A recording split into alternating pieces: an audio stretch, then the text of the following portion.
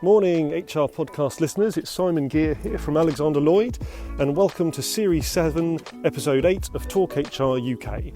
In this episode I'm joined by Talk HR UK regular Gavin Russell from Peppermoth to talk about this exciting subject: why our current culture and engagement approach isn't working and what to do about it.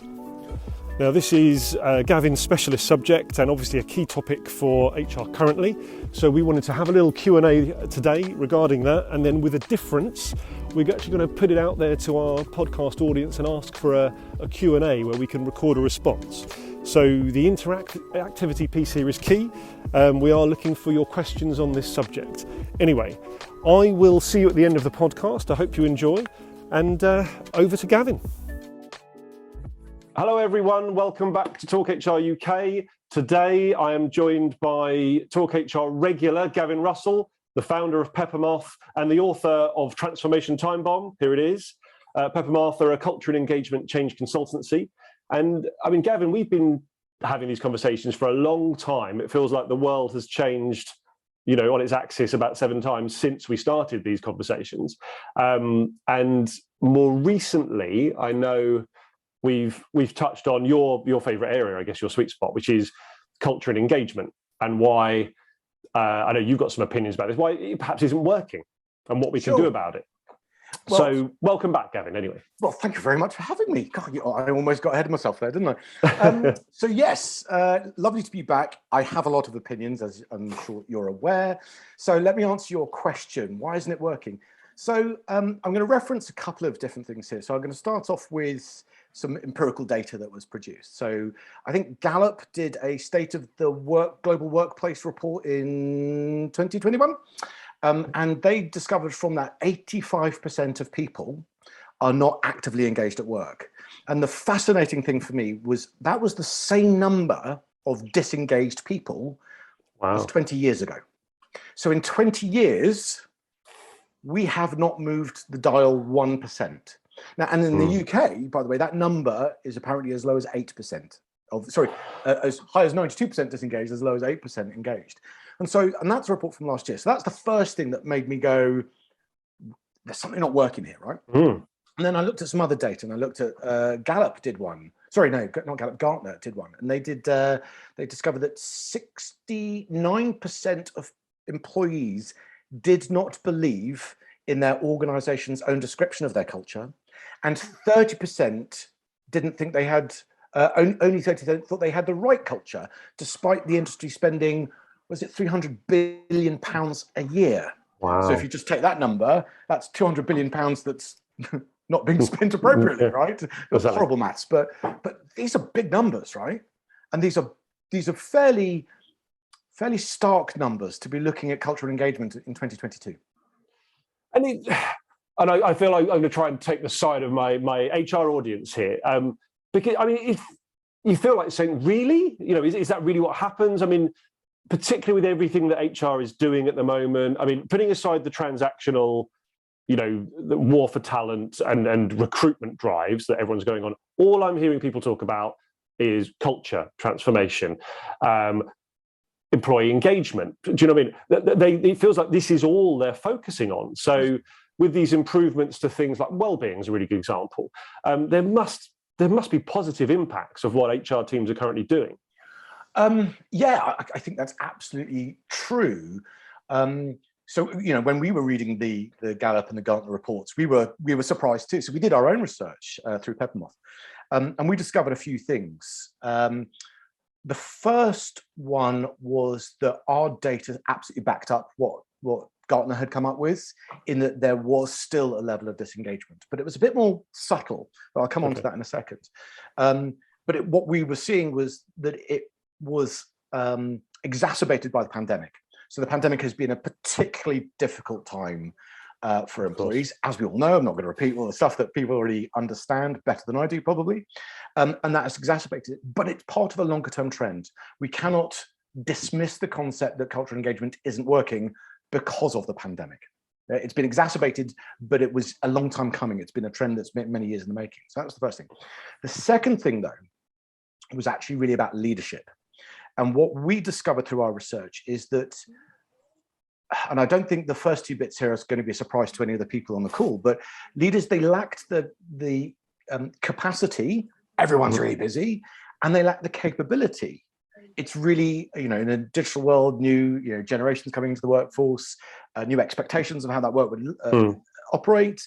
They lack the capacity and the capability to be able to deal with those new expectations and those new demands. But the last one that we uncovered was about buy-in. And a huge number, a surprising number of leaders will say, yes, culture is really important, but they kind of don't really feel it. They don't, they're going through the motions. They're supportive because that's what they're supposed to be, but it's not really something that they're personally committed to. And I think that has a massive impact on all the things that HR is doing, because you can put all these programs out and they could be the best programs ever, but if your leaders are not reinforcing, nurturing all of those things at the point of sale almost, then things start to fail. And I think we're seeing that in the data. And then the last thing, if I can quickly just squeeze in one more thing, which was about measurement. And what we saw from our research was that the measures we were using weren't helping organizations to make good decisions. And a lot of the measures we have about culture and engagement they're quite infrequent, they're very subjective, but they're also really quite abstract.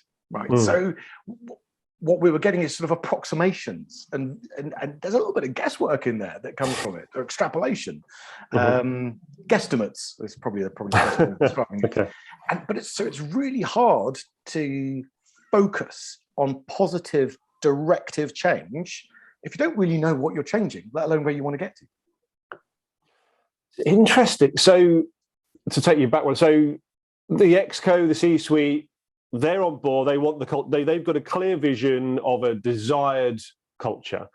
HR have hopefully been involved in those conversations and are rolling it out. Line managers are nodding and smiling, and then having to probably drop the ball because of their workloads, or there's as you say, there's so many things that have happened particularly during the pandemic. There's a lot of burnout. There's probably a bit of cynicism, a bit of fatigue.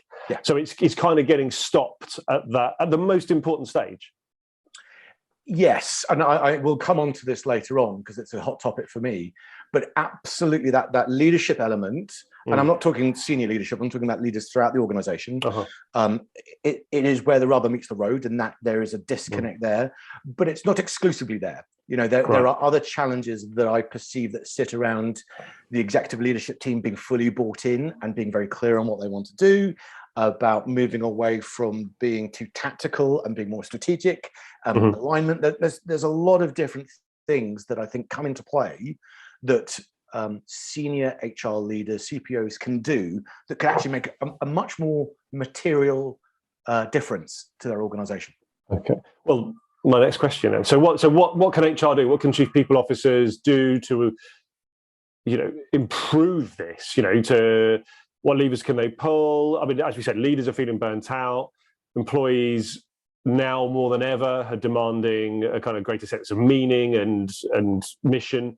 It's obviously been hard for everyone getting the business back on track for many organizations post-pandemic. What can they do? Right, I've got, and obviously I sort of sat down and thought about this before we were going to have a conversation today, and I'm going to talk about 6 things, and that seems like a lot of things, and I was a bit nervous about throwing 6 at you, but I've tried to. I think they're all important, or equally important, but they're all relatively simple, and so I'm going to try and break those down and make them a little bit more digestible, but I don't want, I'm not going to do them in order of priority. I think they all have their merits. And of course, different organizations at different inflection points, different things will apply in different order of play. So let me start off. The first thing I would say is we need, or as organizations, not just as HR communities, we need to differentiate between culture and engagement. And they're often sort of smushed together as this job lot of, culture engagement. It's just what we do, right? It's just people. And I find that when we do that, that leads to errors in both understanding, but errors in execution. So let me go back a step and just talk a little bit about culture. What culture is for me, and how I've been working in this space for some years, as you know, it is a system of values, beliefs, behaviors that are unique to each organization. It is, and this is an oft used quote, it's how things work around here. And it's how it shapes how employees interact with each other. But critically, it also shapes how the company interacts with its suppliers, with its partners, its investors, and most importantly, its customers. So it's this much bigger ecosphere, right? Engagement is actually much more about an individual's connection and motivation to their employer, right, to the company. So instead of being many to many, it's one to one, if that's a weird way of describing it, but it is about that individual and how they feel about the organization. So it's how I feel about how the way things work around here. And it shapes how those individual employees interact with their organization. They're two sides of the same coin, which is why we tend to smush them together, but they have very different inputs and really different outputs.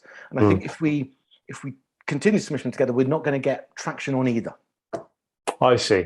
Okay. And it's a really important point you make, because you're right. And I think we joked about this. I posted something on LinkedIn around culture, and your point was, that's not culture, Simon. And I agree with you now. And I think you've, as you say, it needs defining and it needs tackling separately. But then adding in, so employee experience. Now we're seeing a number of organizations, I think I've spoken to one or two on these podcasts actually, who've set up employee experience departments that they're almost replacing, engagement now. What do you think about that? So I think it's great that we're setting up experience departments. I think it is absolutely, it's a really effective, worthwhile activity, 100%. But I do still think that there's confusion between the difference between experience and engagement. Right. So for me, again, experience is about the touch points that shape engagement. Right, so it's about the points where an individual meets the organization that are highly influential. So I think of it as experience as the input, engagement as the output. So it's one of the critical ways that we shape engagement. But really importantly, it's not the only way that we shape engagement. There are other things on the engagement agenda that experience does not directly impact. So replacing engagement with experience limits an organization's ability to drive engagement. I see. Okay. So to make this more practical, I suppose, to an extent for our viewers, what does that mean for HR leaders? How should they change their approach from what they're doing at the moment? So the simplest thing to do is to kind of demystify and to differentiate between culture and engagement. It's just start of a 10, which is let's just understand this is what culture is. Let's give our clear parameters to it. This is what engagement is. Let's give our clear parameters to it. And you've got to just make it clear, try and make it tangible, objective, observable. Right. So one of the biggest issues we've got is it's really difficult to observe culture if you don't really know what it is, and then make it measurable. And by doing that, you're able to actually change and sustain culture. And one of the issues we've got is, from the data I said at the beginning, is we haven't changed or sustained any changes in culture. So we've got to start off by really differentiating what they are. And that actually leads me to my next point, which is one of the critical ways I think we can do that is through a unifying framework. So I believe strongly that let me change that slightly how I was going to say this. I think what has traditionally happened when it comes to culture is that organizations have taken quite an ad hoc approach to culture. I think everyone appreciates that it's important. Everyone appreciates that it's something that we should be doing. And there's no shortage of effort and desire to get things done. But it's been really ad hoc, right? We've done bits over here and bits over there. And it's not been very sort of clear on how we operate and how we affect positive change in a consistent, continuous way. And what's that left us with is these systemic inconsistencies and gaps within our culture that end up sort of pulling the business in different directions. You'll have pockets of good around your organization, but they might be pulling in different directions, as I said, and that can actually be undermine any of your cultural efforts. So I think the point here is to unify through a framework that is rigorous, that is robust, that is consistent, and you can define, shape, and sustain your culture in a really sort of logical way. Now, that doesn't mean to say it's prescriptive. It's a framework for that very reason, is that it's not supposed to be precise and define every single step. It is to help define what it is you're talking about and kind of, where you are now and what your end goals might be, but it shouldn't necessarily predefine how you get there. I understand. So it's not a policy, but you're right. At the same time, we've got to be careful of this inconsistency. And I think we see that a lot, particularly some of the larger organisations, and perhaps it relates sometimes just literally down to the individual and their passion for this. Sometimes it could be cultural nuances, geography, but I say it sounds like there's a challenge for any organisation to manage the inconsistency and find that balance between continuity and localised relevance, as you say, to get the same approach and success with culture across an organisation. I mean, how do you do it? How does this? Well, I'll give you an example. I worked with a client a year and a half or so ago, and we put in. They had that issue, right? They were going through quite a lot of organisational change, and they were doing it over multiple geographies. Right. But they were trying to drive a level of cultural consistency, and they didn't know what to do. So we put in a culture operating framework for them, and what we did for them was we were able to sit down with a C-suite and go, right, well, let's really understand what your culture is today, using this 9-factor model that allowed us to really be much more tangible and clear about what that looked like. And then we went through a process with a leadership team and their leadership reports, which is what do we want it to look like? Where's our goal? And so there was, I suppose, a clear line of sight between where we are today and where we want to be tomorrow. And then we worked with that group to then say, well, let's take it to your organization and let your employees figure out how you're going to get there. So the framework allowed them, and the positive bit was the clarity on the best imaginable where they wanted to get to. And that was consistent no matter where you were within the organization, no matter where you worked in the world. Okay. But we allowed those project teams that freedom to be able to apply the things that were relevant for them, either in the business unit or the geography or the marketplace that they were operating within. And it gave us a nice sort of balance of the two. I see. Okay. So as you say, it's not too prescriptive, but at the same time, it's got to succeed. Yes, you need to know where you're going. You need to have rigor and robustness in the structure, but you do not want to predefine how you get there. I'm a huge believer that organizations are much more like they're more like living, breathing animals than machines. They're not programmable machines, and so you have to adapt to your environment, and your environment constantly shifts, so you have to constantly adapt. So you can't prescribe something 3 years ahead and say this is what it's going to be, because when you get there, I guarantee it won't be that, right? So you've got to allow that local freedom or that ability to adapt, to be agile. Overused word, everyone does it, but you've got to have that ability to be able to customize what you need to do for your environment. And I think the framework does that. I think that framework does that. I'm going to go on to my third point now, because I'm conscious of time and I'm lots of stuff I'm throwing at people. And I'm building on something that we talked about in the introduction, which was about measurement. And this was one of the things I really wanted to pull out at this stage in our conversation, because when we did our researches, I did the research outside of Gallup and Gartner, one of the most striking and consistent bits of feedback we got from the HR community was the comment that we don't know how to effectively measure or understand cultural engagement.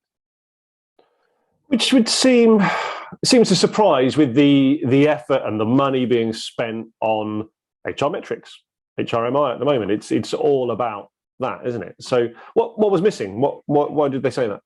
Well, again, we had to look into the data to try and unpick it, because that was a surprise to us. Certainly from the conversations I had with my clients, it felt like there was more comfort in this space. And what we found, there was 3 things that came out, is that we were missing, and I've mentioned this already, sort of the tangible, objective metrics that actually measure culture. We were still in this space where a lot of the data that was being used was a bit too abstract. It was a bit too subjective. And I'm going to give you some examples, right? So the engagement survey is often used as a way to measure culture, but it doesn't measure culture, right? So well, of course, it might infer it. It might be as good as we've got if we don't have anything specialist, but it doesn't measure culture for the reasons I said at the beginning, the difference between culture and engagement. So there's a danger that can be more misleading than helpful. We rarely ask, and certainly from my experience, we rarely ask customers, partners, suppliers, investors about culture when we do our measurement. And yet they're a critical part of the audience. They're the people that have the perception about culture. They're the people that can shine the light. We don't ask for their opinion. We do it once a year. And I've seen that described as being perilously obsolete. Someone else's quote, not mine. And it is. It's how can you do it once a year? That just doesn't help you. It doesn't help you make those interventions.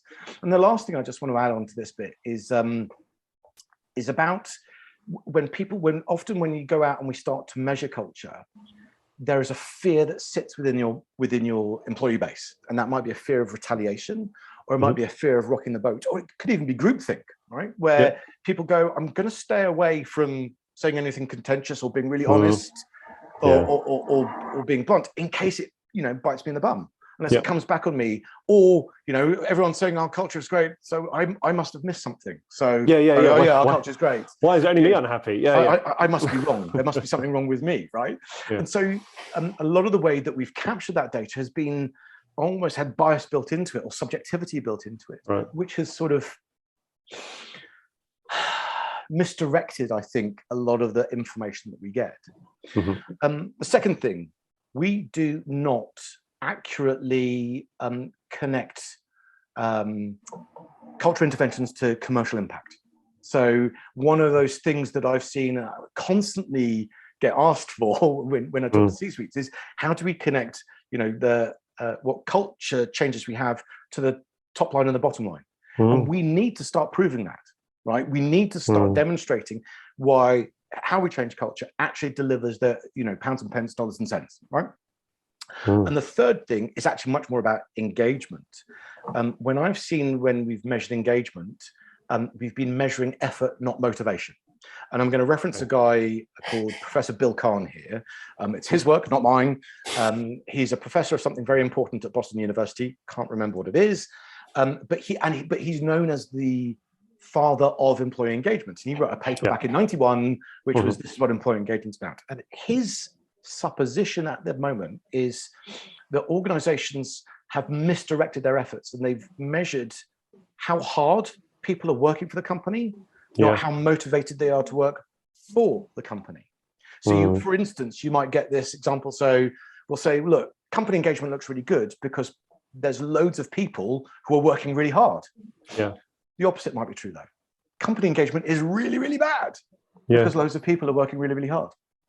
So the problem we've got is I think we've kind of missed the point on what engagement is, and the measures and the metrics have kind of skewed our understanding of what engagement really should be all about.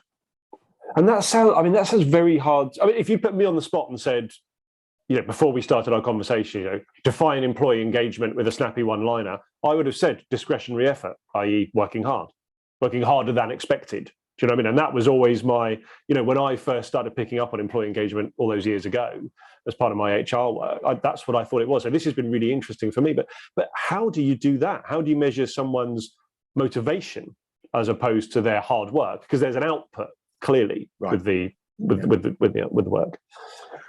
Well, there's a lot of different ways, and I'm going to answer this back to front, if you like, because I think that I want to separate culture and engagement because they're different ways of measuring the two. And I'll start off with culture because I think that enables us to focus on the engagement bit. So when you're measuring culture, it doesn't actually need to be that difficult. And I think a lot of people listening to this will already have an approach that is about measuring culture with a supplier, and that's great that you do. Just check that those measures measure, if you like, organizational habits rather than knowledge, right? So, I've seen a lot of cultural engagement that goes, do you understand our values? And a lot of people could say yes, and then you get a really good mark. I really understand our values. I can repeat them all. Doesn't mean to say anyone's living them or believes them, right? So that's the first sort of differentiator. So the question should be much more about what habits do we have in the organization? How does the organization promote psychological safety? How does what rituals and customs does the organization have that reinforce purpose every day? Those are the sorts of topics that come up. Try to use a direct tool for culture measurement. And there's things like ENPS. So if anyone's heard of Net Promoter Scores, there is a growth in the marketplace of employee Net Promoter Score tools. And those can be a really good way of actually understanding, if people don't understand how promoter scores, it's how much you would recommend something to someone else. So we use it, or it's used frequently within the consumer world. How likely you are to promote or to recommend this product. It's a good way of understanding a little bit about where someone's at. My own organisation, Peppermoth, we've been developing our own tool, which is not really an ENPS, but it's much more engaged to the 9 habits I talked about earlier on that we did the work on, that enables us to understand people's motivation within those particular spaces. Ask customers, ask suppliers, ask partners, ask investors, if appropriate. I know sometimes it can be a bit tricky, but you need to capture that data somehow. But then if I go back to your question about engagement, and we talk about how we actually sort of get a little bit more under the skin of that, I think that there is a way of really understanding people's motivation in a really quite straightforward way. I mean, and I know we'll talk about this in a second when we talk about experiences, but you can map your employee experiences out, and you can actually evaluate people's level of motivation at each stage of that process through a relatively simple survey. Again, we're developing one at Peppermoth, which allows us to go, well, it's not so much how much do I know, I'm doing the y-axis and the x-axis, I don't know the shapes, obviously that's really clear, but it's not how much do I know, it's how motivated I am at each stage of the process, right? So let's say I'm going through the recruitment process. How motivated am I about the organization? How much am I inspired about the purpose, values, all that sort of stuff. And then you might flow through down towards, well, I'm now being onboarded, or I'm going through performance review, or I'm going through whatever it might be. You can track the motivation levels of individuals. It has to be a regular cycle, clearly, otherwise it's not meaningful. Don't do it annually. God, please stop doing it annually. It doesn't help anyone just having an annual survey. Make it anonymous, so people can actually be really, really open and honest about it.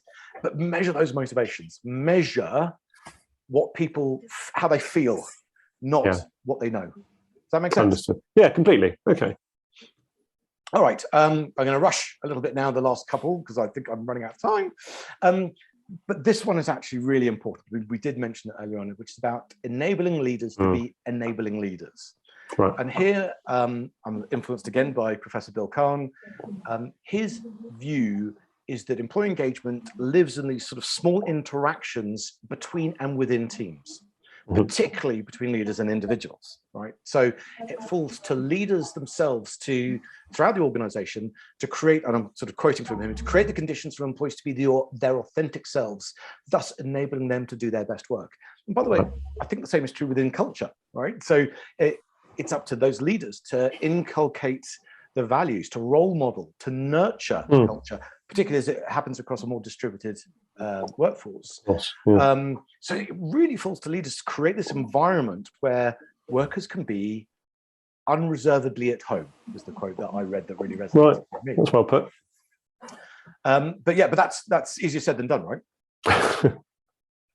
Well, you're right. And it's I think the point is, at the moment, and we've discussed this earlier, everyone's burnt out, everyone's tired.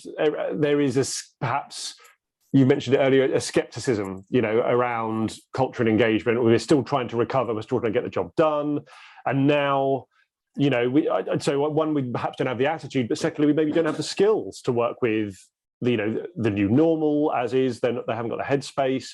Their managers probably aren't performing to the best of their ability at the moment. So how do we do that? How do we improve and equip managers? Yeah, well, I still think that's a $64 million question. And it's actually about focusing on those managers personally. I think we need to create the time-efficient space to help them flush out whatever's blocking them. I said right at the beginning, you mentioned it again, they're skeptics. They lack the buy-in. Why? Why are they skeptical? Why do they like the buy-in? I think we really have to get to that point of really sitting down with those critical leadership groups, and you might want to do it sort of in a sort of hierarchical flow and really start to unpick, what are your motivations for coming to work? How does that align with the purpose and the values of and the mission of this organization? Can you connect the dots? So do you see a clear line of sight? What's blocking you? What's stopping you? And there's such an important step that I think we just assume that leaders are going to do anyway. You're paid more money, so get to it. This is what you're supposed to be doing. And yet there are these blocks in place that we're not helping them flush through. So I think we have to address that. I think we have to really connect with their personal motivations before we can expect them to connect their teams with their personal motivations. Makes sense. That makes sense? Okay. Indeed. Next one, number 5, congruent experiences across the talent lifecycle. I mentioned this already. Let's just presuppose here that employees, our goal for employees, if we're going back to this discretionary effort thing that you talked about earlier on, you want them to be continuously inspired to bring their best selves to work. You want them to be thinking every day, how can I go the extra mile? How can I step up? How can I add value in my own way, right? And I know what value is because I understand the purpose. And the key to that is that reminders, and it's the constant reinforcement, the constant nurturing. Some of that comes from the managers, which is why it's so important, but some of that comes from the experiences that they have. And what I've seen is a lot of the experiences that exist within organizations, a lot of them sometimes are quite disjointed.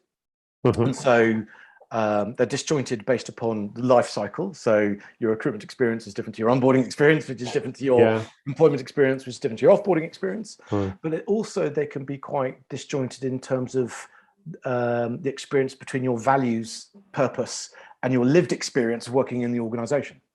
Yeah, definitely. And we see that, we'll place people at the same organization and see completely different experiences in terms of how engaged they've become, basically, which is really interesting.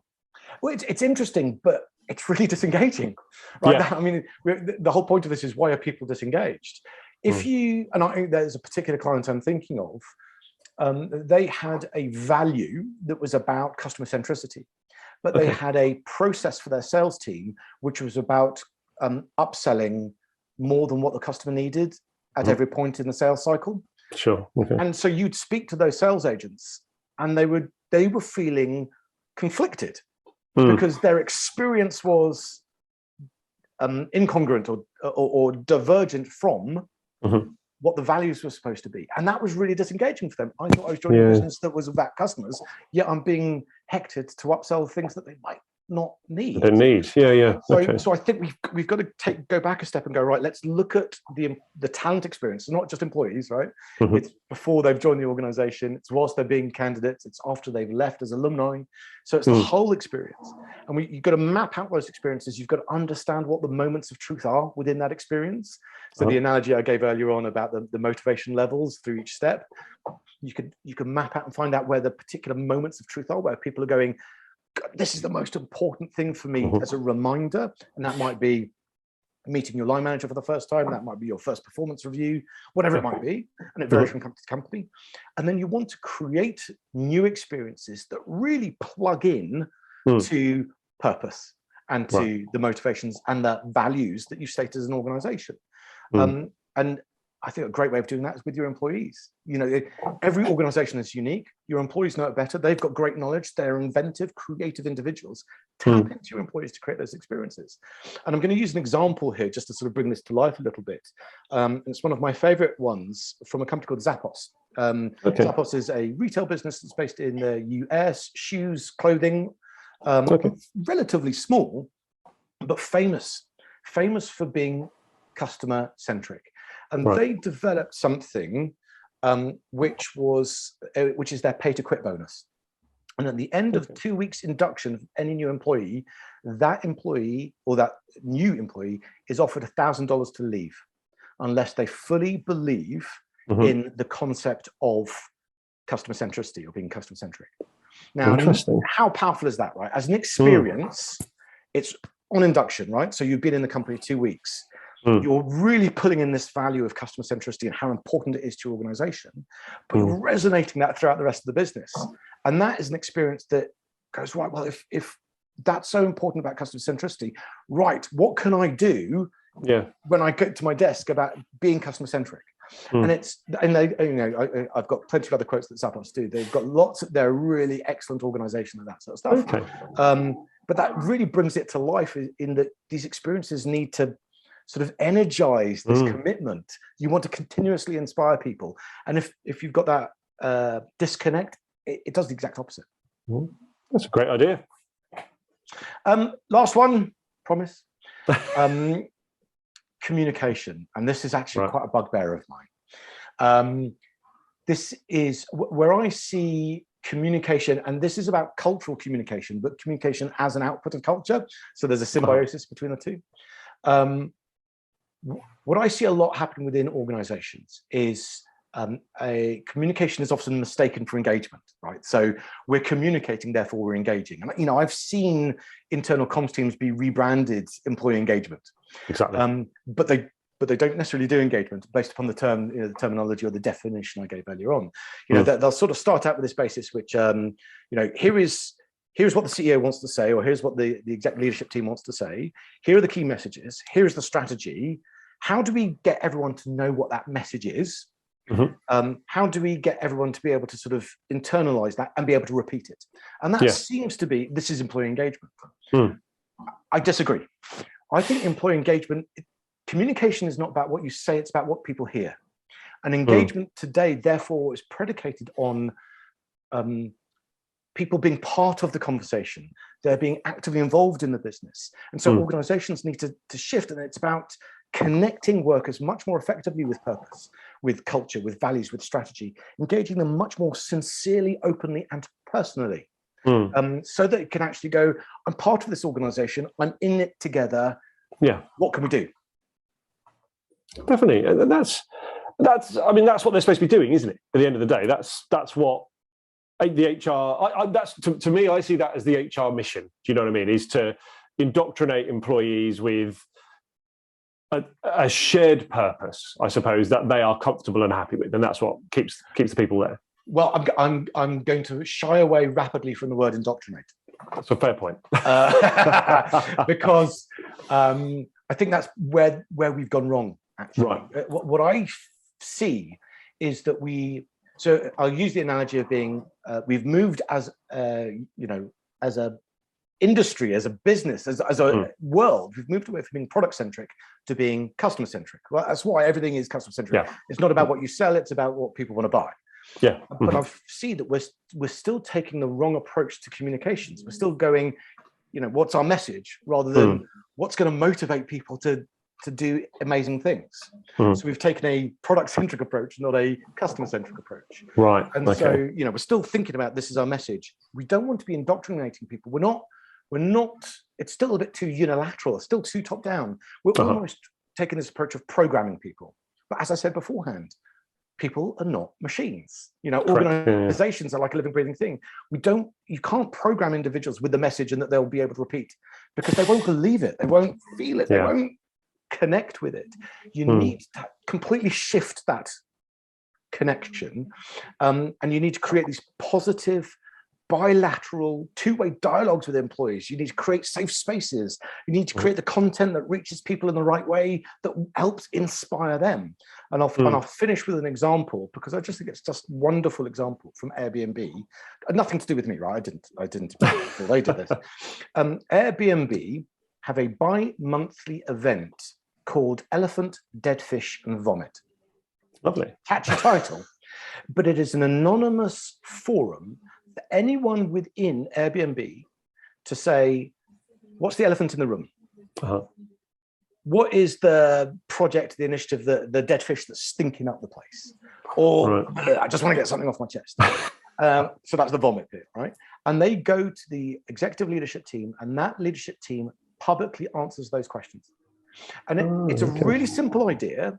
And I think they also record it and they put it on their private YouTube channel, so anyone can watch it at any time. So it's a permanent record. And so the idea here is it changes from this is what we're telling you to okay, you've got some really good questions. We're going to be transparent too. The whole setup is different. It's bilateral. It's collaborative. It's us, not you and me. Yeah, exactly. And as you say, it's a dialogue, and it sounds like it's a frequent, regular, and recognised dialogue. So that absolutely, which becomes part of the culture we have. So that's the idea. Thank you, Gavin. As always, it's a real pleasure to talk to you. I mean, and one of the purposes we sort of been thinking about this for a little while, and we thought, well, let's get this out there, which we'll do. So we'll post this on our usual YouTube channel, and I'll put something on LinkedIn. But we want some questions, don't we? Basically, what we'd like to do is this is all about one of the biggest topics in HR at the moment, which is culture and employee engagement, and who's doing it right, who's doing it wrong, who even understands what it is at the moment. So we'd really like to invite some questions from HR leaders. I'm going to rattle a few cages in the marketplace and see what questions we can drum up, and then we'll record the responses, and we'll come back to you and hopefully provide some practical insights and share some information and create that dialogue, as we said. Perfect. Exactly what we want. Wonderful. Hey, pleasure as always. Lovely to see you, and we'll be talking soon with some more questions, I hope. Certainly will. Thanks very much for inviting me. Cheers. Thanks, Gavin. Take care. Bye-bye.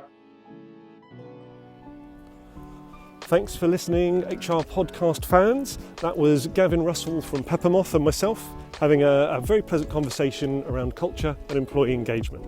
Now, our plan following this is to obviously get you guys to listen to it and enjoy on our LinkedIn and YouTube channels, and then maybe assemble a small panel of culture and leadership enthusiasts to tackle your questions about this subject, regarding the challenges of creating, fostering or transforming culture, and obviously developing a strong employee engagement strategy.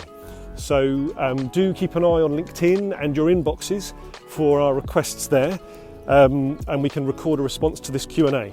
But in the meantime, thank you for listening to this episode or watching this episode with Gavin and I. All previous episodes of Talk HR UK are available on our YouTube channel and also on Apple Podcasts and Spotify. Please do like and subscribe, as we have a few more in the pipeline. I'm Simon Geere from Alexander Lloyd's HR Recruitment Division. See you next time. Over and out.